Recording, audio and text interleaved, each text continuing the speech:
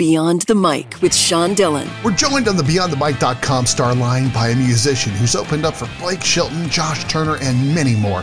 His song, Promise to Love Her, has been streamed over 50 million times. Welcome, Blane Howard. Thank you so much for having me on. Let's go beyond the mic. Where were you born and where did you grow up? I was actually born in southeast Kansas in a little small town called Fort Scott, about 8,000 to 10,000 people. And then I actually grew up in Hot Springs, Arkansas. We moved there when I was about 2 or 3 and spent my young years there and graduated high school there. And then when I graduated high school, moved off to Nashville, and that's where I am now. Now, growing up, you enjoyed track and field, playing baseball, basketball, football.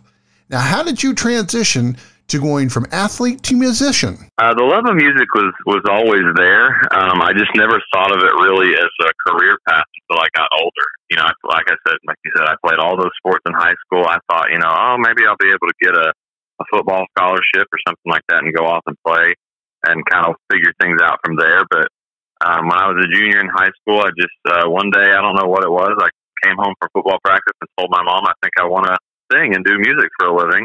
And so we kind of started researching that, and sports kind of got put, not on the back burner, but kind of just set aside as the dream kind of changed. I did have a couple of Division II football offers, and I could have run track at the Division I level, but music was just something that I always wanted to do. When I was a little kid, I would stand in front of the TV with a classic guitar and sing along to Alan Jackson. So it was natural that I'd move to Nashville and try and become Alan Jackson. And so we started doing our research, and we found Belmont University in Nashville, Tennessee, and that's where I needed to go. Now, in track and field, what was your specialty? My specialty was kind of middle distance. 400 and 800 were my specialty. 800 was the longest distance that I ran. If you put me at a mile, I'd be done after about 2.5 laps. I was actually pretty good at them. Made All-State I believe it was my junior year. And then we finished, one of our relay teams, we finished second in state and got to go to our meet of champs and finish 4th there. So we actually, that was a pretty cool year for me. But yeah, the 400 and the 800 were kind of my specialties. And then I did run the 100 and the 200 as well. And I did some field events, but as I kind of got into my senior year, it was better for the team for me to just do the running. Now, Belmont is such a well-known university for musicians.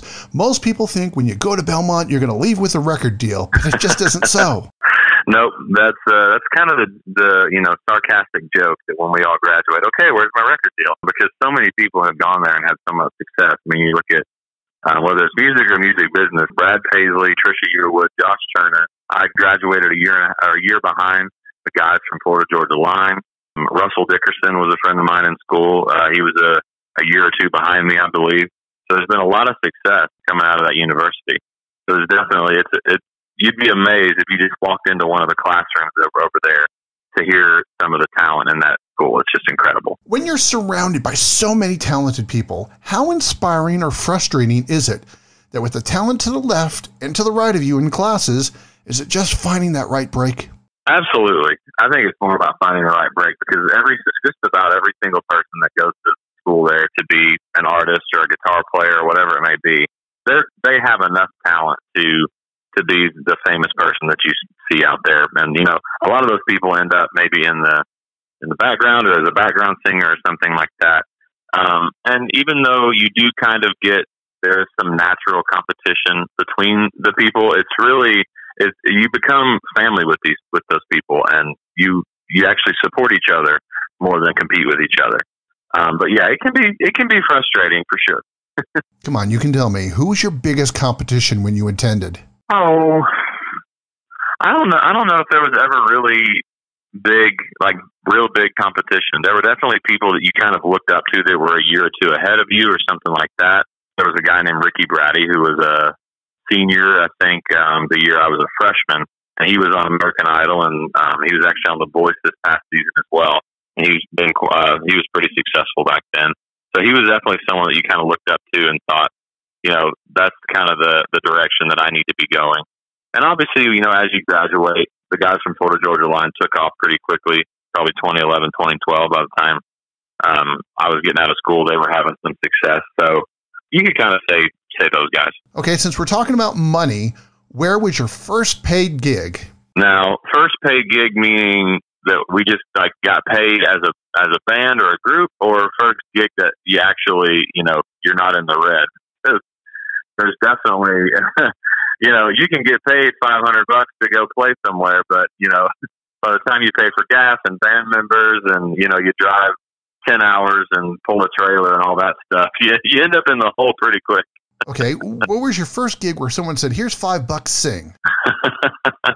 I did a couple of those in college where you get together with some friends at a hotel if they were doing some type of convention or something like that, or there was some type of event going on at a bar, and you might make when you're in college, if you make $50, like, oh man, I can buy beer for the weekend or whatever.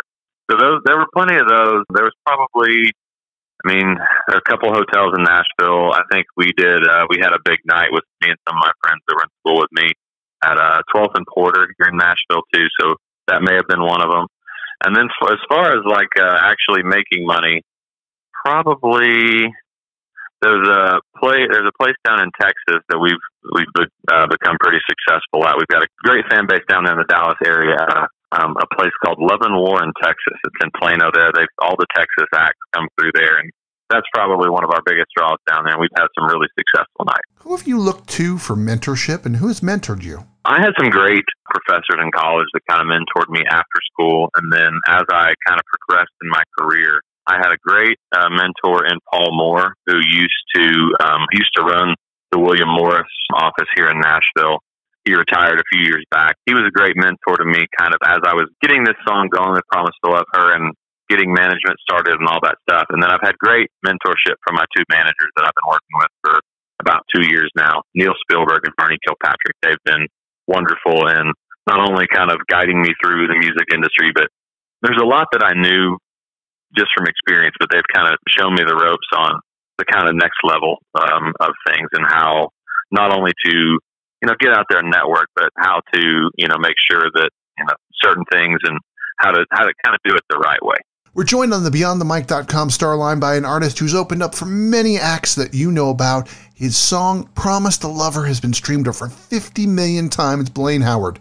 Now, as your career has grown, two things are certain: you love your wife and you love football so much. Those are two absolute true things. Absolutely. Yeah. So when the fall comes and the Razorbacks and the Chiefs are playing, does your wife get bored, or does football excite her? It's usually it's Saturday, football starting. I'm not gonna, you're gonna be off in your own little world. Even if she's in the room, I kind of get zoned in. She grew up kind of, watching football with her family and, going to the high school football games, but she's not into it like I am. I played so many sports in high school, and, like I said, could have played some in college. So I've not to say that I know more, but I like to think, the kind of armchair quarterback, like I know what the better decision would be, but, but yeah, I definitely get a little intense on Saturdays and Sundays when the Hogs and Chiefs are playing. Change is hard for me. It's hard for all people. But recently you've changed from a house you've grown up to a new house where you're going to welcome your new daughter. How's that change affected you? It's been surreal. That house, like I said, I started living in that house when I was in college still. Been there 11 years. I graduated college and I did all those things. I met my wife. I got married when we were in that house. And you think that's like, kind of like that when I think of my life other than high school, like all my memories and all my stuff is in that house. But moving to this new house and getting ready for the baby, I thought that I would miss that house more, but I haven't one bit, because I'm just so excited to start this next chapter in my life with my wife and I welcoming our baby here in about 4 weeks actually, and then hopefully more children down the road. So it's been life-changing for sure. We're really excited about it, but it's been really cool. But I haven't really thought about it much. It's kind of cool that you brought that up, because I haven't missed that house at all, because I'm just so excited to get this new chapter started. 2020 is going to be a great year. Your hit "Promise to Love Her" is a wedding smash. Now, how did it all come together? So back in, my wife and I got married in 2016. And so as I was after I'd already proposed and we were planning for the wedding, I got with a friend of mine and had this idea for the song and started to write it. And as it came out, I could tell that this was something that was going to be special to me. And so I got to, nobody really knew it even existed other than me and the guy I wrote it with. So when the wedding came around, the morning of the wedding, I got to surprise my wife and her family with it, and woke up to text messages just saying how much they love the song and all these things. And my wife said, "Can we please use this as our first dance?" So not only did I get to surprise them, but we got to surprise our entire reception with a brand new song that I'd written especially for her for that day. And it was just incredible. And it's been incredible to watch it take off. This song has been used in hundreds of weddings across the country already. It's taken me from Monterey, California, to St. Augustine, Florida, to Long Island, New York, and everywhere in between. It's just been incredible to see how many people out there this song touched, and see other people using it in their wedding days as well. You got to answer this one. How is it going to feel for you in the future when Promise to Love Her is played at your daughter's wedding? Oh my gosh. I don't even want to think about that, because I'm probably going to be a puddle of tears, whether it's my song or not. So, oh my gosh, if that were to be played at my daughter's wedding, I would probably be an emotional wreck, which I'm probably going to be an emotional wreck anyway. Now, as a dad, when my daughter was born, first time I held her, I said, "I'm going to love you. I'm going to protect you. I'm going to do anything for you." As a musician, have you thought about writing a song for your daughter yet? Yeah, there have been a few ideas that have come in. I had one that I actually wrote kind of during the process as we first found out that we were expecting a baby. And I wrote it more just as a cathartic thing, because I had so many emotions, and I just kind of wrote it in order to get those emotions off my chest a little bit. And I don't think I don't really think that it's that great of a song or anything like that, but it may not even be finished, but it's just one of those things that it felt so good to kind of write it all out and get that emotion of the song out a little bit, which helped me kind of mentally prepare for the whole situation. And there's definitely been some other ideas pop in, and I'm sure I'm going to get in some songwriting sessions, especially once you have these feelings that you already love this baby so much, but I'm sure that as soon as she's born and we get settled, it's like the emotions are going to be, 10 times that. So I'm sure there's going to be a lot more coming into my head as that time progresses. What about a name? Got one yet? We have, actually. We're not announcing it publicly yet, but yes, we have picked the name. We have a few things kind of monogrammed and things like that.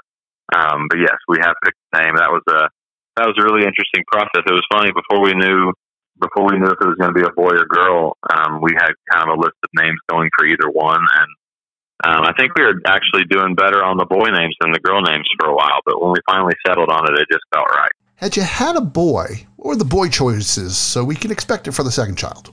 So all the boys in my family have names that start with B. My dad's name is Barry. My name is Blane. My brother's name is Bryce, and then I have two cousins named Brenton and Brock. So definitely had to keep the B theme going.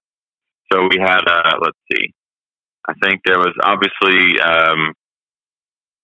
with Blane. I'm not a huge fan of I just didn't want to name my son Blane or anything like that, but there's still a middle name possibility there. But Barry is not a name that's common, so that's a possibility. But the big names, I think, were Beckett and Beckham, and then there were a few others in there as well. A year ago, you were visiting Italy. Yeah. Now watching Italy struggle with the coronavirus, how do you feel?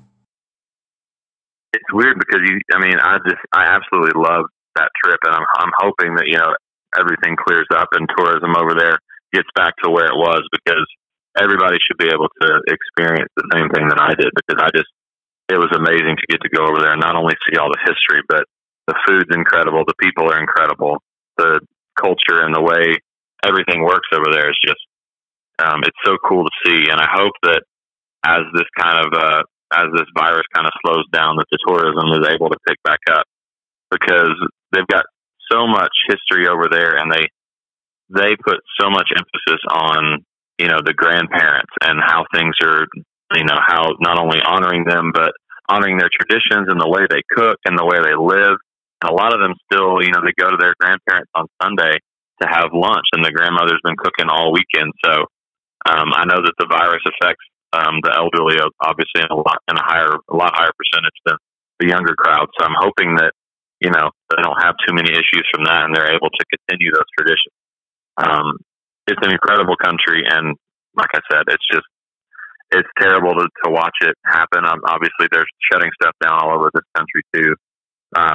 But yeah, it's kind of surreal, and I'm glad we went when we did, because, you know, we got to do everything that we wanted to do and didn't have to rush through or anything like that. One thing that I always like to ask on Beyond the Mic is those road stories. Musicians always have great road stories, things breaking, practical jokes. Give me your best one. Oh man, I had somebody ask me this a couple of weeks ago, and I kind of struggled for a bit. Man, we had a really good time. This is more of it's not necessarily a funny one, but it's one that stands out to me because it was just such a fun day. I opened for Hunter Hayes a couple of years ago, and after the show, you know, normally, like during sound check, the headliner is back at their bus or back in catering, eating or something like that, and because they have such a busy day and then they've got to do meet and greet right after that it's hard. You don't see a lot of headliners hanging out backstage a lot. So we were sound checking, and Hunter and his entire team were side stage watching our sound check, which was not only cool to see, but it showed respect to us as the opener. And then when we were done, they came over and talked to us, and they're extremely professional in every way. And it was just, that alone was just great to see. But when the show ended, we all actually hung out with their entire crew backstage.